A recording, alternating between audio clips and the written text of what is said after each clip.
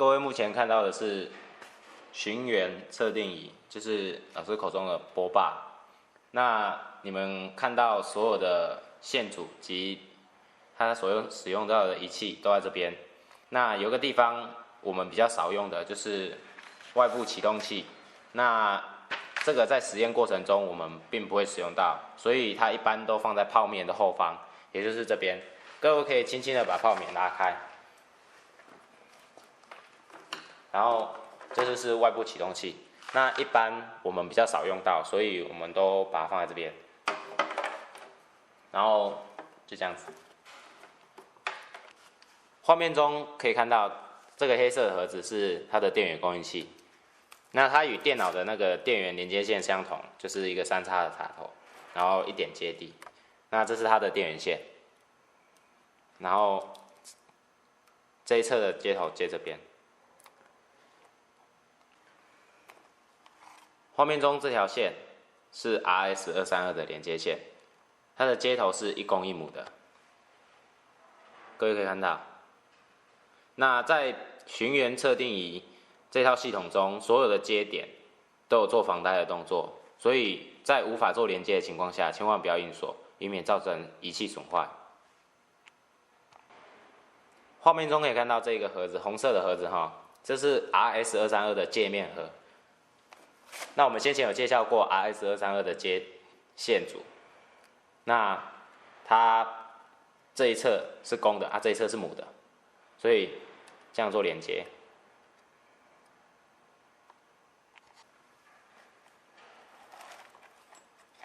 画面上可以看到这颗是波霸的本体，然后它后方也具有线组，那这是与刚刚的界面盒做连接的部分。那我们可以看到波霸本体上黑色有个黑色帽套套起来的这个地方，这是本体侧球，那这是可以换的，但是我们在实验过程中是不需要置换的。然后这一侧是待定侧球，那里面是强力磁铁。那各位在做球体与侧体间做连接的时候，它会造成很强大的吸力。那在吸附的过程中，很容易造成磁铁撞击。那各位在使用的时候要小心，避免碰撞，造成磁铁破损，然后仪器损坏这样。画面上看到的这根是延长杆，它两侧共标有公制跟英制的长度。那这根延长杆就是当你需要测定比较大范围或绕比较大的圆的时候才使用。那我们在实验中是不会使用到的。我们可以看到延长杆的部分，一侧是公制 126.77 mm， 另外一侧是 4.991 英寸。那这延长杆我们在这实验中是不会用到的。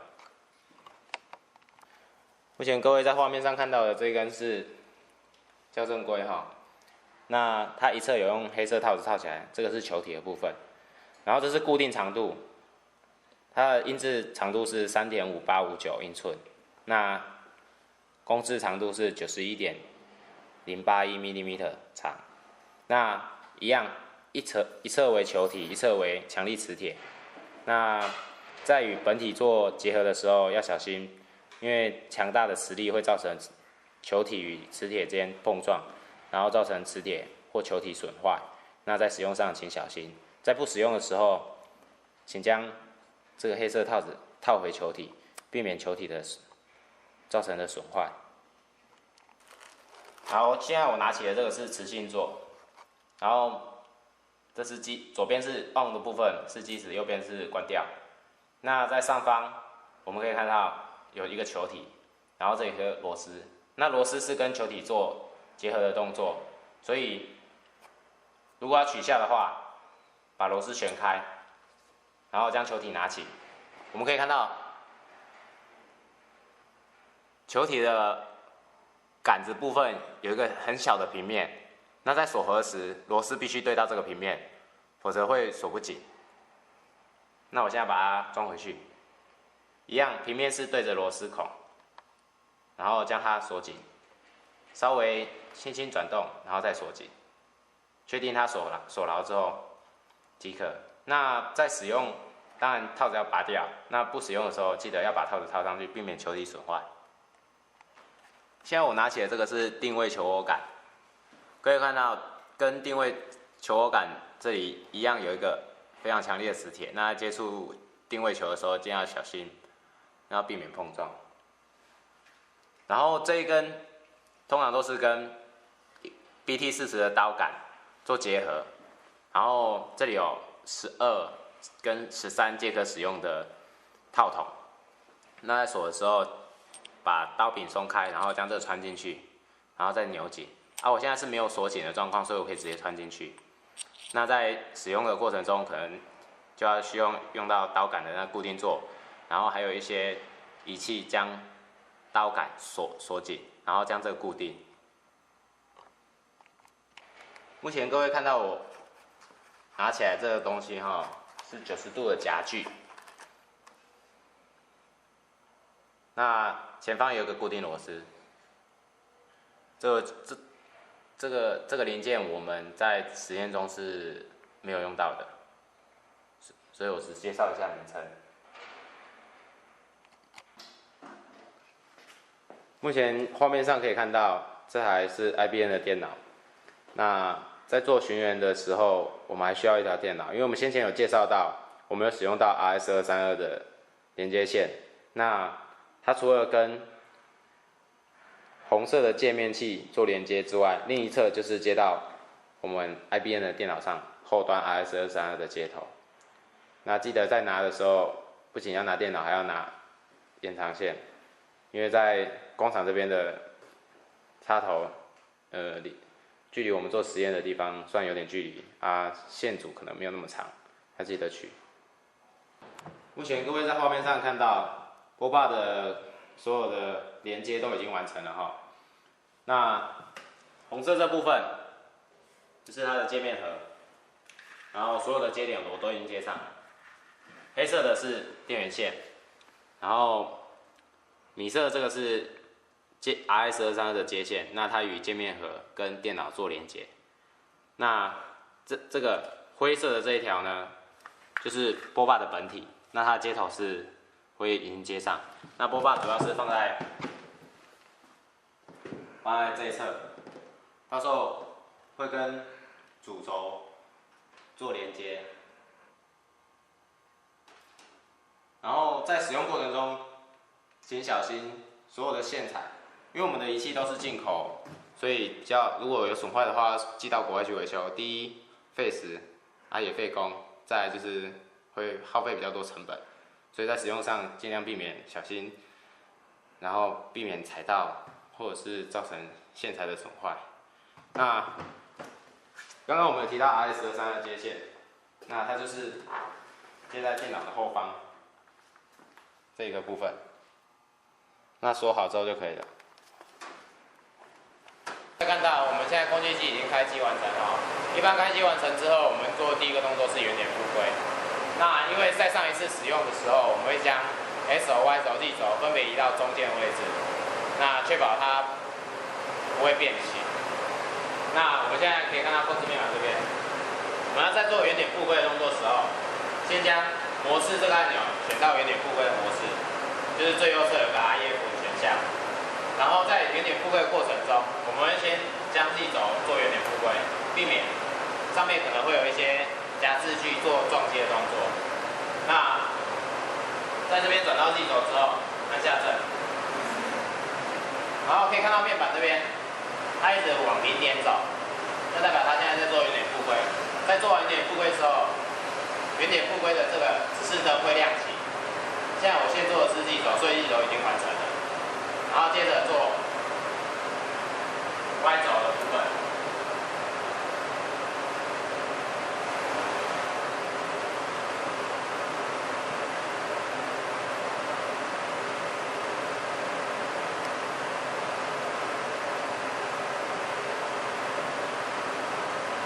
好，现在 Y 轴的指示灯也亮起，代表它已经在原点。那再转到 X 轴。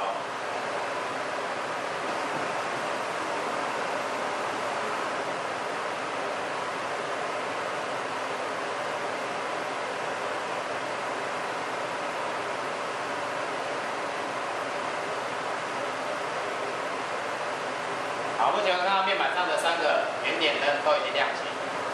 那在面板屏幕的这边，我们可以看到都是000，代表它已经回到原点了。那这样子原点复归就完成了。接下来原点复归完成之后，我要将刀杆架上主轴。那我先将螺丝的部分转到手轮，这有一个手，然后有100、10跟1，分别是1 μ、1条、10条的径径。那这个部分转到10条的部分就可以了，然后拿起手轮。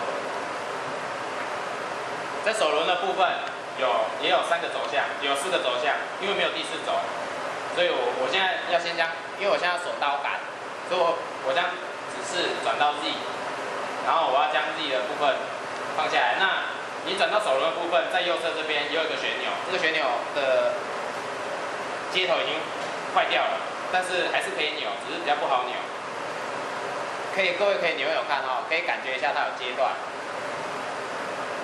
然后我现在是将它扭到最右侧，就是10条的部分。那我现在要将 Z 轴选 Z 轴，我要将 Z 轴放下来，将刀杆锁上。那可以看到工具机这边 ，Z 轴缓缓下降，然后到你方便锁的位置即可。好，那现在各位画面上看到这是刀杆啊，然后它的球窝座我已经锁上去了。那我现在帮它跟主轴做结合。那因为我先前已经转到手轮，模式的部分我已经转到手轮的部分了，所以我现在只需要直接往主轴这边。主轴上方这有一个绿色按钮，按下之后，各位可以听到有很大声的气压声，然后按着，然后这有一个放开，它这有2个卡榫。来，各位可以看一下哈，在刀杆的部分有2个卡榫，那这2个卡榫必须跟主轴，凸的部分做配合，所以在锁的时候可以稍微先瞄准一下，你可以减少装配的时间啊。那就是按下绿色按钮，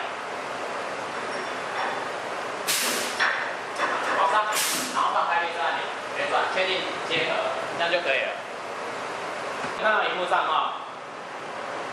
有一个拖把的图示，那现在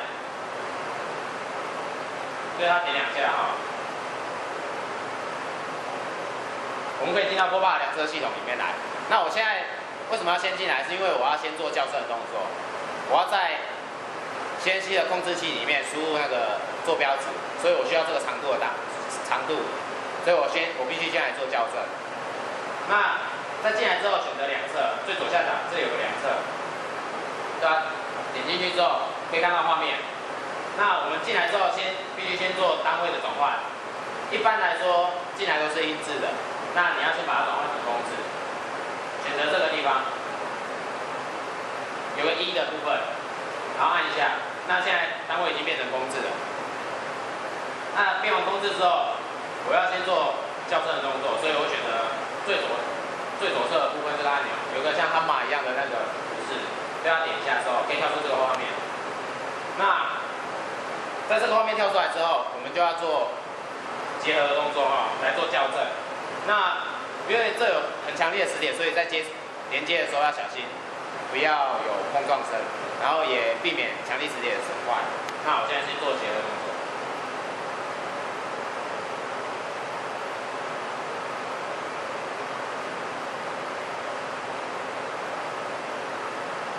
好，现在1侧已经连接完成了，然后我将球体锁到它车键杆的另一端。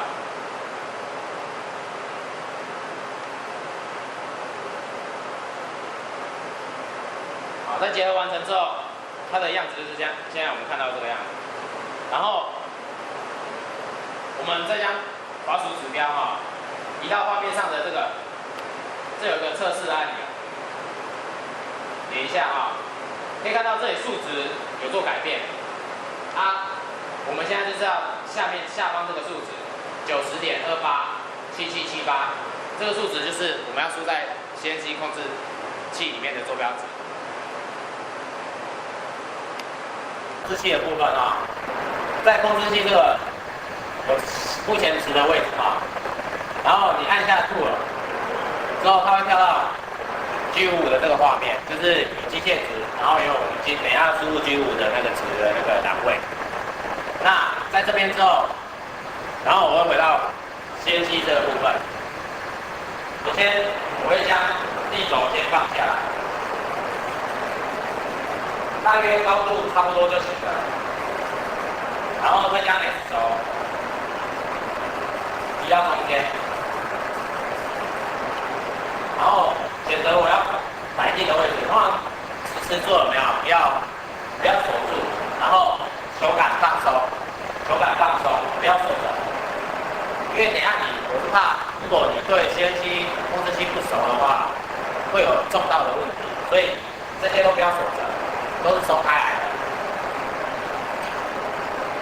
然后将 Y 轴移到力轴的下方，大约就可以了。然后力轴慢慢拉下来，因为这有强力磁铁，所以底下不要锁的情况下，它是可以移动的。那你慢慢往下压，让力轴往下之后，然后让它做结合，然后它会顺势滑入那个凹窝内，所以在这个时候你会发现改长是可以上下拉的，因为我没有把螺丝锁起来。那这个时候呢，我会把它稍微拉高一点点，或拉低一点点，就是到定位。在锁紧螺丝之前你要先注意你的手轮转的方向是上还是下，所以我现在往右边转是上。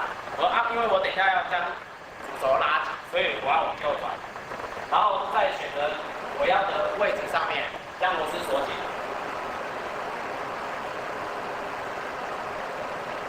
然后将实时固定，然后确定螺丝是锁紧的，然后现在我们可以看到控制器的机械值的部分，我们可以看到 S 轴是372.475，Y 的是负的207.3，Z 是407，负的407.6。那这些值分别都要滴到 G55的 X 及 Y 值 D 里面。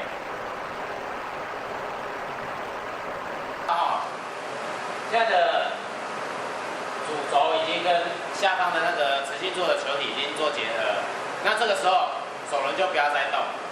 那我们可以看到控制器的部分，那控制器的机械值是372，X 轴是372.475然后 Y 轴可以看从荧幕上看到，那这些值就要分别输入到51、52、53的 X、Y、Z 里面。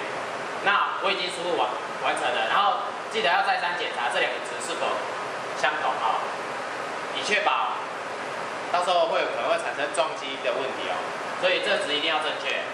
所以我再检查一次，值是没有错的好，我们接下来回到主轴的部分。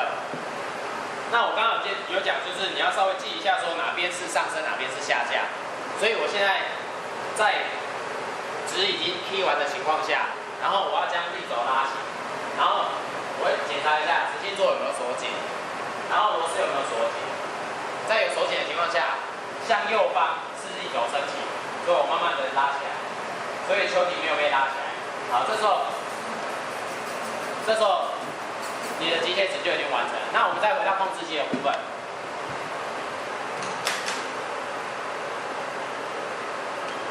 我们先前有做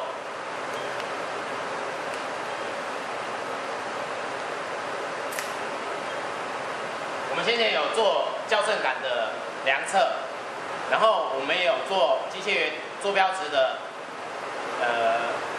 转到 G55里面去。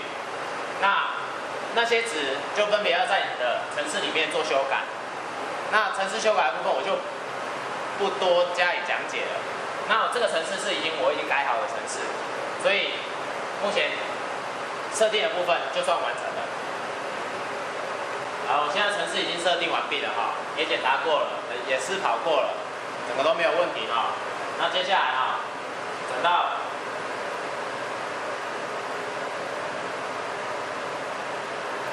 Auto 的部分，模式转到 reset 确定，好，然后把单节开启。因为我们在程式里面有设一个 N1 的指令，会暂停，所以现在我就将程式留到N01的位置。好，在这边看一下哈，是不是跟这边设定的第50，这里的距离，这里第50，好，看有没有大约目测一下，有的话就可以继续往下。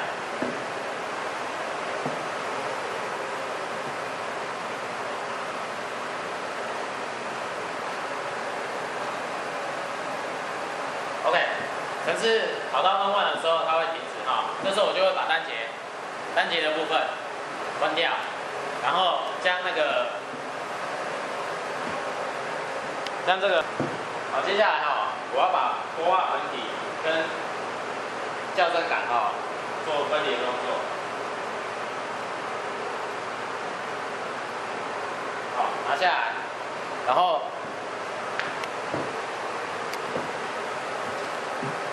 将它装在那个主轴上面。那装的时候一样，先装没有球的这一边，然后再装球的这一边，然后一样要小心避免碰撞。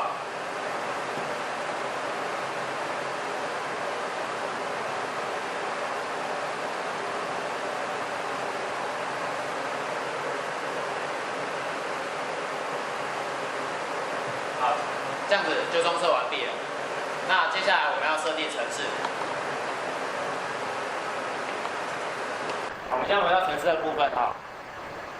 我们现在是要做逆时钟，然后我们也经过波霸本体也经过校正杆校正。那我们现在就检查一下是否为公制，然后校正杆的数值跟你先前校正的数值是不是对的，一样的。然后如果 OK 的话，就按下 Set。然后因为我控制器上面设定的记忆率是6码，所以我在这边我会把它改成6码。当然，每个人的记忆率不一样。那通常记忆率老师都是用说是用抽的，所以就看你抽到多少你就输入多少。那在下面这个栏位是决定你顺时钟和逆时钟的方向。那我 NC 上面是逆时钟，所以我先做逆时钟的部分 ，CCW。那其实角度是0度，然后它会绕3圈，所以是1080度的时候会做点值，所以我在这边输入1080度。那在测试的平面的部分，我是在 SY 的平面上做测试绕圆，所以这里输入 SY， 按下 OK。然后这里我会把它改成自动触发。那这里的数值基本上都不用动。它这里是说，这个1.27呢是说你必须你的移动量必须大于1.27，它才会触发，它才会自动自动会开始检测。所以这里数值都不用动。我的 NC 码里面是设定1.4。那如果在这边都设定完毕之后，可以按下 OK。然后它会要求你存一个档案，那就依你自己的需求存在你知道的地方。然后我这里是做 CCW， 所以我就输入档名是 CCW， 然后按下储存键。如果你存的地方呢有相同档名，它问你要不要覆盖，那我选择 Yes。那这样子，基本上设定的部分就做完了。接下来就是按下启动两侧的部分。那我们可以看到荧幕上的右下方，你的这个 data point 是0。当你按下控制器上的Start开始，如果这个 data point 没有跑的话，就代表你的设定上有出错。那我们等等就回到控制面板部分。设定完毕后，我们现在来到控制面板部分哈。那进取率不要调太快，225就好了。这里就是维持100。然后检查一下 N1程式是不是停在 N1的部分，单节是不是有关掉？好，如果都检查都没有问题，都是正确的之后，那你就可以按下绿色这个按钮。当然手尽量不要离开这个控制面板我们由于我们之前有试跑过，所以程式是没有问题的哈。因为我们等一下人要过去主轴前面做拉线的动作，所以可能人没有办法，不然就请一个同学在这边帮忙看，随时做停止的动作。如果有问题的话哈，那现在我按下绿色键，好，可以检查一下程式这边数字有没有在跑哈。如果有的话，就代表正确哦。然后接下来人赶快迅速的回到主轴这边，然后因为这个线要避免线缠到，所以它在测试的过程中，你要先帮它绕好一个侧。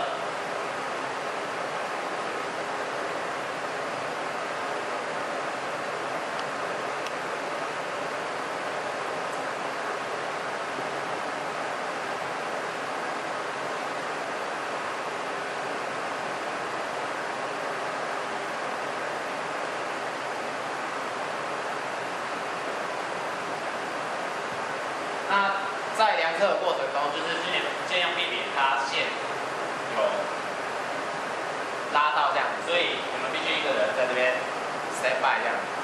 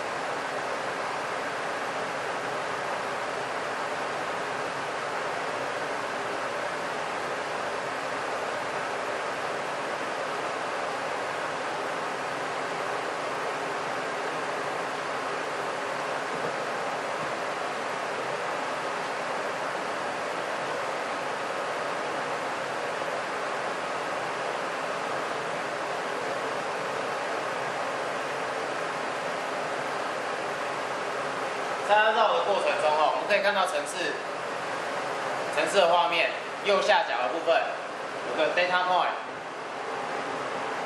这里有一直在跑，就代表它一直在记录资料点。如果你按下去的时候它没有跑的话，就代表你的操作方式是错误的。那等一下它就会自动停止。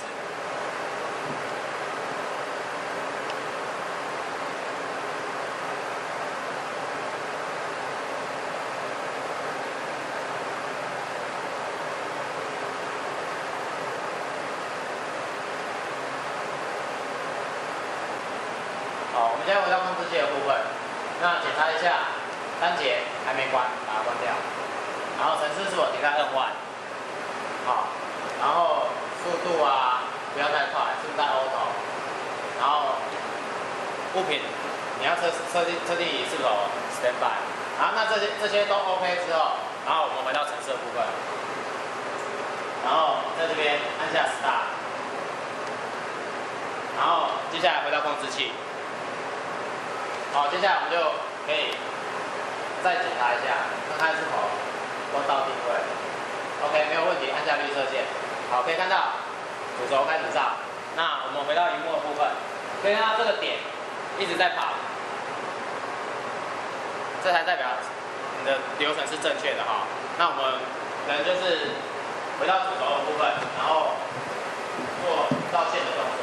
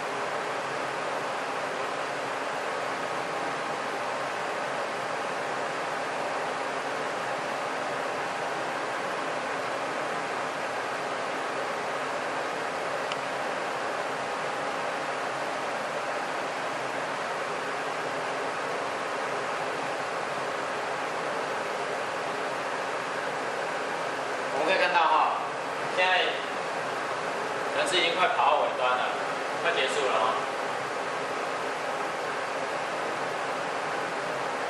OK， 来，我们现在看荧幕的部分，这个就是它顺时钟的图。那如果你跑出来的是很平滑，或者是非常不规则，不是锯齿纹，然后绕三圈的情况下，不是有点类似重叠这样子类似的图形的话，那可能是程式设定错误，或者是说它里面我们在执行程式的时候可能会有，就是你没有开电，或者是说先开软体，或者是说先开控制器的部分造成的，那可能就是要将软体close之后，然后再开一次，重新设定一遍，再做一遍这样子，那这样子就算完成了。那我们进行量测结束之后，那我们想要看刚刚的数据的话，我们就回到上一层，然后选择分析的部分，然后选择你刚刚储存的位置。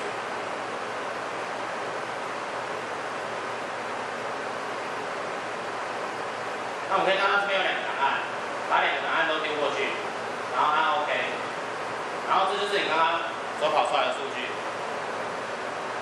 然后左边这边呢就是你的参数，好，大致上就这样子结束了。好，接下来我们实验做完之后呢，我们要做保养的动作。那基本上，你就先用干布，然后就是这种擦手指有没有？然后将所有的弓箭都擦过，确定它是干净的。然后呢，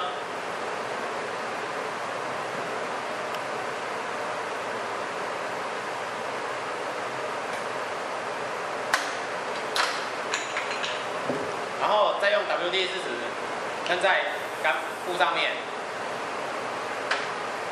然后再将它的金属表面擦拭。切记不要用 WD-40直接喷在这个上面，这样只是造成浪费而已。你只要在金属的部分上一层薄油，这样就有防锈的效果了。那清洁完成之后，就放到它原先的仪器箱内。那这样你的工作就算完成了。